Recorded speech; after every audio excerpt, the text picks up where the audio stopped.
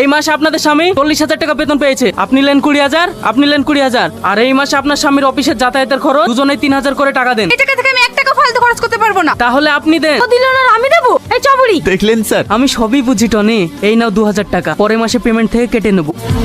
কাল 15 তারিখ মনে আছে তো? কাল ডাক্তারখানায় যেতে হবে। টাকা নাই বলি নাকে কাটলে না, কপালে কষ্ট আছে। কি ব্যাপার, ফোন করে ডাকলি যে? সকাল থেকে কোথায় গেছিলি? আমাকে ডাক্তার দেখাতে লিখেছিল। আমিও ডাক্তার দেখাতে যাব। তোমার তো কোনো অসুখই নাই, তুমি কেন ডাক্তার দেখাতে যাবা? অসুখ হতেও তো পারে। আমার কাছে টাকা নাই, আমি তোমাকে নিয়ে যেতে পারবো না। ওর বেলায় টাকা আছে আর আমার বেলায় টাকা নাই, যাবিনি না? হ্যালো ভাই, আমি খুব বেকায়দায় আছি, 5,000 টাকা দেন ভাই ফোন পে।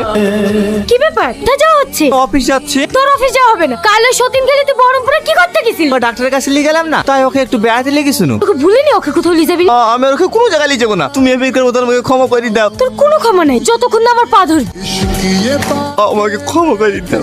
এই দাঁড়াও, উপর অফিসে ঢুকবা না, যার কোনো টাইম জ্ঞান নেই সে অফিসে কাজ করতে পারবে না। স্যার আপনি তো সবই জানেন। তো আমি কি করবো? শিগগিরি